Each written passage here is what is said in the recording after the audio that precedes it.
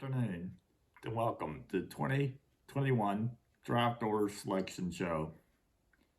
Our season began back in June at the owners' meeting. I want to thank all the owners who attended and for their respective behavior toward me and our country at the meeting.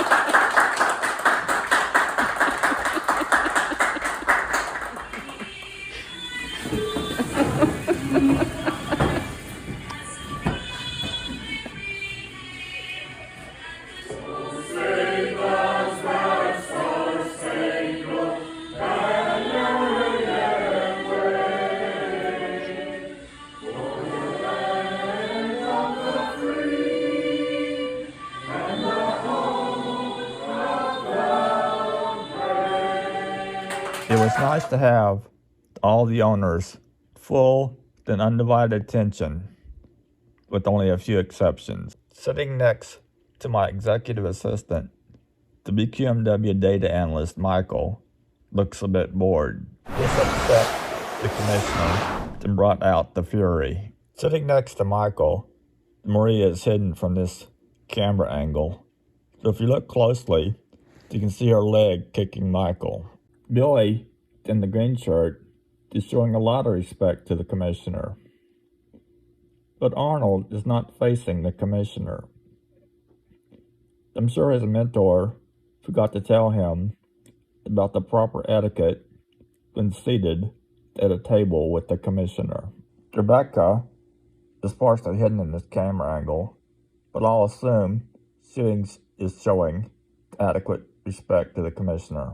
Sitting at the end of the table, Matt looks to be praying that I'll not call out his name. Emily seems to be joining with Matt, although she does have a smirk on her face. Finally, Charles, Brent, and Waddy are showing a lot of respect to the commissioner. We had a very productive meeting, and much was accomplished. Now, before we get to the announcement, I know everyone's excited, so am I. Haven't seen the results.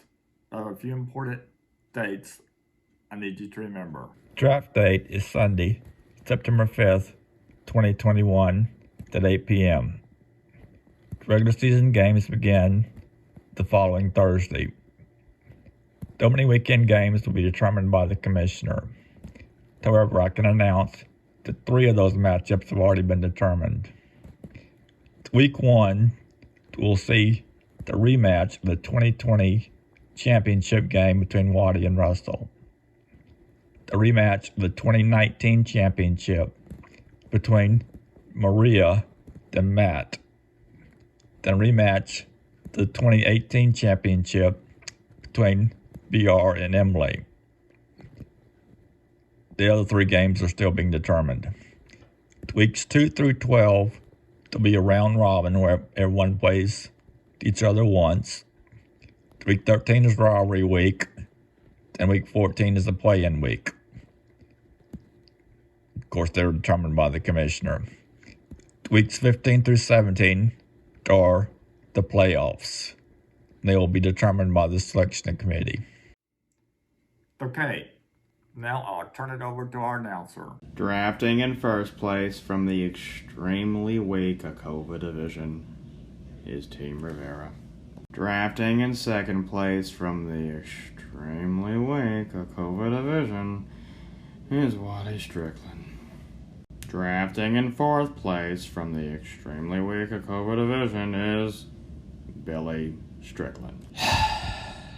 Drafting in ninth place from the still extremely weak Akova division is Mariah something Strickland. Drafting in 11th place from still the extremely weak Akova division is Charles Strickland.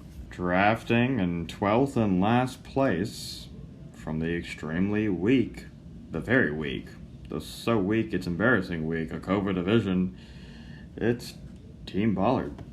And now, Texas Rock fans, let me hear you roar! Yeah!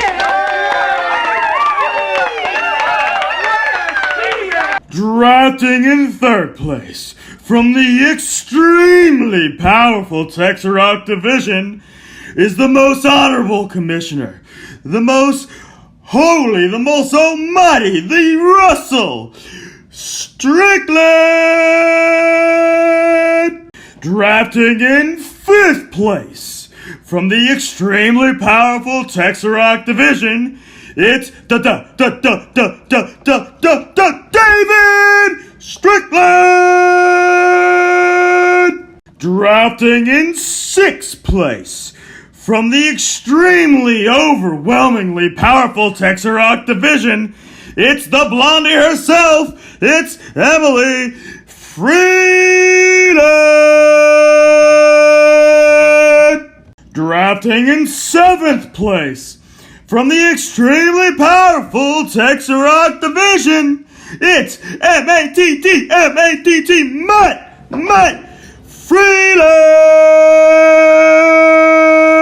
Drafting in eighth place from the extremely overpowerful, my God, you can't even try to stay with them, Texas Rock Division, it's Brent Wallace.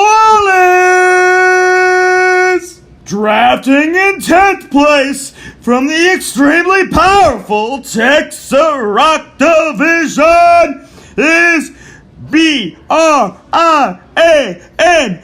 Brian Strickland.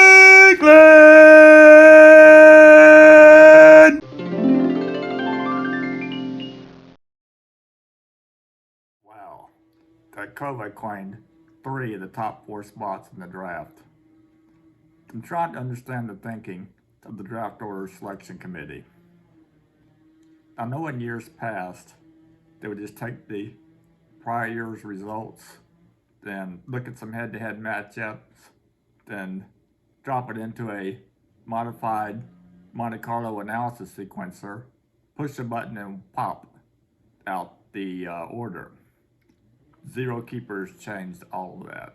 It's great to see Team Rivera getting the nod and picking first. I know everyone is excited about this new franchise. Their mentor will be critical to their success. Second and third picks were a no-brainer, going to Waddy, to his last year's champion, then Russell, the runner-up. These 2 owners are the backbone of the SFFL. Fourth and fifth picks going to Billy and David, and therefore rounding off the founding brothers, makes perfect sense. During their younger years, they couldn't have imagined they'd one day create the nation's most successful football league. Sixth place went to the hard-working Emily. She had tough luck, losing twice in the championship, 2016 and 2018. But luck seems to be changing. Finding diamonds and everything. She's a dangerous opponent. Seventh order pick goes to the fiercely competitive Matt. If Mahomes is still available, don't be surprised to see Matt draft him with pick number 7. Brent gets the nod for number 8. Brent finished in third place in the regular season last year, but fell in round 1 to the playoffs. No one wants to see bad boy Brent pop up on their schedule. Maria gets the number 9 pick.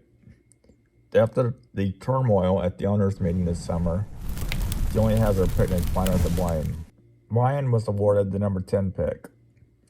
He was the 2020 regular season champion with an incredible 11-2 record.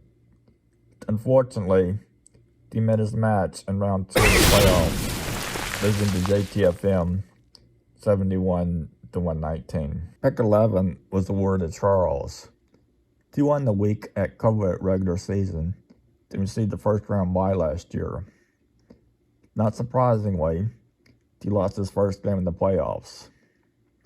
Charles does, however, keep his losing streak alive. He has never, ever won a playoff game.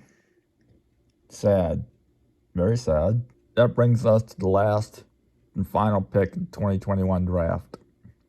Team Ballard is awarded the number 12 spot. After multiple years of claiming the top 2 draft picks, they still failed to make the playoffs. Perhaps they will find success drafting at number 12. One more thing before I conclude the show. I'd be remiss if I didn't mention the Little Russ Champion's Curse. Each year, we track how the SFFL champion performed the year after winning the Little Russ Trophy. The results are chilling indeed. In 2016, the year after Michael won, and then dropped a staggering 6 spots, the tale started circulating, whispers if you will, about a Little Russ curse. It has continued to this very year. All honors will be glued on Waddy this year. Do he drop a shocking 9 spots again in the final standings? Or will he somehow break the Little Russ curse? Stay tuned to 2021 to find out. That's all the time we have. Good luck to all the honors in the 2021 draft.